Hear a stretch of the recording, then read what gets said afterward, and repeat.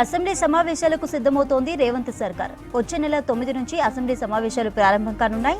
ROR చట్టంతో పాటు పలు అంశాలతో పాటు ముఖ్యమైన అంశాలపై సభలో చర్చించనుంది ప్రభుత్వం. మహారాష్ట్ర ఫలితాల తర్వాత మంత్రివర్గ విస్తరణ జరిగే అవకాశం ఉన్నట్లు తెలుస్తోంది. డిసెంబర్ 7తో రేవంత్ సర్కార్కు ఏడాది పూర్తి కానుండటంతో ఈలోపే కేబినెట్ విస్తరణ జరిగే ఛాన్స్ ఉన్నట్లు తెలుస్తోంది. అసెంబ్లీ సమావేశాలకు సిద్ధమవుతోంది రేవంత్ సర్కార్. వచ్చే నెల 9 నుంచి అసెంబ్లీ సమావేశాలు ప్రారంభం కానున్నాయి. ఆర్ఓఆర్ చట్టంతో పాటు పలు అంశాలు అలాగే ముఖ్యమైన అంశాలపై కూడా డిస్కస్ చేయనుంది ప్రభుత్వం. మహారాష్ట్ర ఫలితాల తర్వాత మంత్రివర్గ విస్తరణ జరిగే అవకాశాలున్నట్లు తెలుస్తోంది. డిసెంబర్ 7తో రేవంత్ సర్కార్కు ఏడాది పూర్తి కానుండటంతో ఈలోపే కేబినెట్ విస్తరణ జరిగే ఛాన్స్ ఉన్నట్లు తెలుస్తోంది.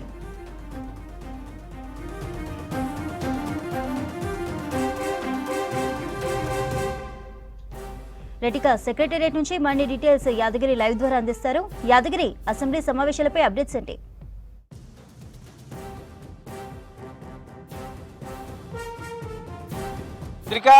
వచ్చే నెల అంటే డిసెంబర్ 9 నుంచి అసెంబ్లీ సమావేశాలు నిర్వహించాలని చెప్పేసి ప్రభుత్వం నిర్ణయించింది. డిసెంబర్ 9 నుంచి అసెంబ్లీ సమావేశాలు ప్రారంభమవుతాయి.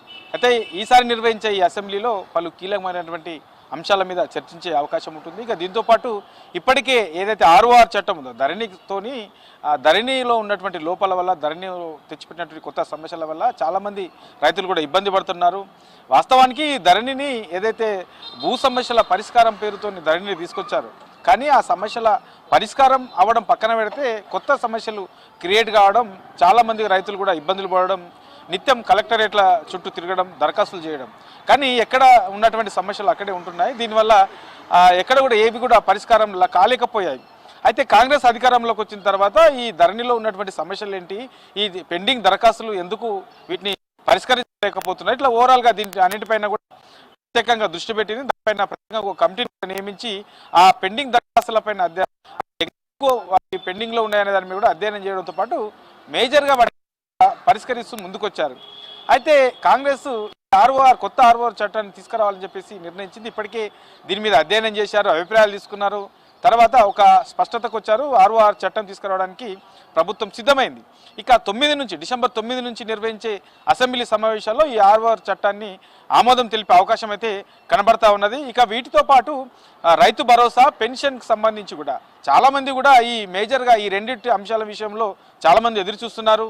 తర్వాత రైతు భరోసాకు సంబంధించి కూడా ఆల్రెడీ ఇప్పటికే ఇవ్వాలి అని చాలామంది కూడా రైతులు ఎదురు చూస్తున్నారు. కాబట్టి ఈ రైతు భరోసా, ఈ పెన్షన్, ఈ రెండింటికి సంబంధించి కూడా వీలైనంత తొందరలో ఇవ్వాలని చెప్పేసి ప్రభుత్వం భావిస్తుంది. అందులో భాగంగానే రైతు భరోసాకు ఎంత అవుతుంది, తర్వాత పెన్షన్స్కు పెంచిన అమౌంట్తో ఎంత అవుతుంది, ఇట్లా ఓవరాల్గా వీటన్నిటిపైన కూడా ఆర్థిక శాఖ కసరత్తు చేస్తుంది. దీనికి ఎంత అయ్యే అవకాశం ఉంటుంది అనేది మీద కూడా ప్రభుత్వం కసరత్తు చేస్తుంది. కాబట్టి దానికి సంబంధించి ఈ అసెంబ్లీలో చర్చించే వాటి మీద కూడా ఒక నిర్ణయం తీసుకునే అవకాశం ఉంటుంది. వీటితో పాటు ఇప్పటి వరకు ఈ కాంగ్రెస్ ప్రభుత్వం వచ్చి డిసెంబర్ 7తో సంవత్సరం అవుతుంది. కాబట్టి ఈ సంవత్సర కాలంలో కాంగ్రెస్ అధికారంలోకి వచ్చిన తర్వాత అమలు చేసినటువంటి పథకాలు, తర్వాత అభివృద్ధి కార్యక్రమాలకు సంబంధించి పూర్తి స్థాయిలో ఇప్పటివరకు ఏమేమి అమలు చేశారు, సో వాటి నుంచి ప్రజల నుంచి ఎట్లాంటి రెస్పాన్స్ వస్తుంది, ఇంకా ఏమేమి అమలు చేయబోతున్నారు అనే దాని మీద కూడా అసెంబ్లీలో చర్చించి వాటి మీద కూడా కొన్ని కీలకమైనటువంటి నిర్ణయాలు తీసుకునే అవకాశం అయితే ఉంటుంది. ఇక ఇప్పటికే ఏదైతే ఈ స్థానిక సంస్థల ఎన్నికలు ఉన్నాయో, ఈ స్థానిక సంస్థల ఎన్నికలకు సంబంధించి ఇప్పటికే ఎన్నికలు నిర్వహించాల్సి ఉన్నది. కానీ ఈ ఏదైతే బీసీ కులగణన ఉందో, బీసీ కులగణనకు సంబంధించి మేజర్ డిమాండ్ ఉంది.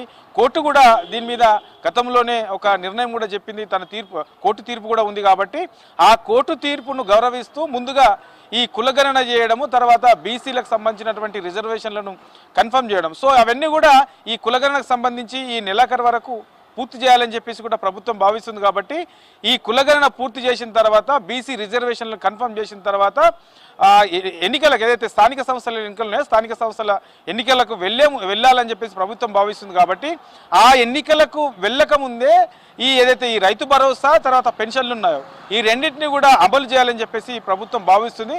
అందులో భాగంగానే కసరత్తు కూడా మొదలుపెట్టారు.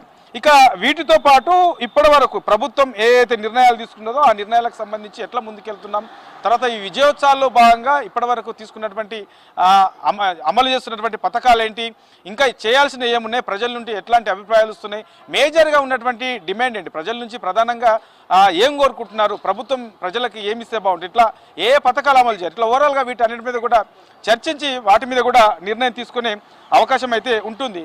ఇక దాదాపు ఇందాక చెప్పుకున్నట్లే డిసెంబర్ 7తో సంవత్సరం ముగుస్తుంది కాబట్టి ఇప్పటికే మహారాష్ట్ర ఫలితాలకు సంబంధించి ఈ ఫలితాలు వచ్చిన తర్వాత ఈ ఏదైతే క్యాబినెట్ విస్తరణ అనే గత కొన్ని రోజుల నుంచి కూడా దీని మీద చర్చ జరుగుతుంది కాబట్టి క్యాబినెట్ విస్తరణ కూడా ఉండే అవకాశం అయితే కనబడతా ఉన్నది. ఇంకా దీంతో పాటు ఈ ఏదైతే ఈ కొండపోచమ్మ సాగర్ దగ్గర మాజీ మంత్రి హరీష్ రావుకు సంబంధించినటువంటి ఫామ్ హౌస్ ఉంది.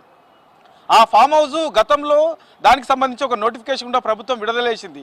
కానీ ఆ నోటిఫికేషన్ విడుదల చేసిన తర్వాత దీని మీద కొంత కాంట్రవర్సీ ఉన్నది. అయినా సరే అక్కడ ఈ హరీష్ రావు ఫామ్ హౌస్ను అక్కడ నిర్మించారని చెప్పేసి ప్రభుత్వం భావిస్తుంది కాబట్టి దాని మీద ఇప్పటికే విచారణ కొనసాగుతూ ఉన్నది. ఆ విచారణలో భాగంగా అక్కడ విచారణలో ఆ రిపోర్ట్ ఏమిస్తే ఆ రిపోర్ట్ ఆధారంగా దాని మీద కూడా చర్యలు తీసుకునే విధంగా ప్రభుత్వం ముందుకెళ్తుంది. ఇట్లా ఓవరాల్గా ఒక పక్క 1 ఇయర్కి సంబంధించి సెలబ్రేషన్స్, మరో పక్క ఇప్పటివరకు అమలు చేసినటువంటి సంక్షేమ పథకాలు, అభివృద్ధి కార్యక్రమాలు, మరోపక్క అమలు చేయాల్సినటువంటి పథకాలు, ఇట్లా ఓవరాల్గా వీటన్నిటి మీద కూడా రివ్యూ చేసిన తర్వాత డిసెంబర్ 9 నుండి అసెంబ్లీ సమావేశాలు నిర్వహించి ఈ కీలకమైనటువంటి అంశాల మీద నిర్ణయం తీసుకునే అవకాశం అయితే ఉంటుంది చంద్రిక.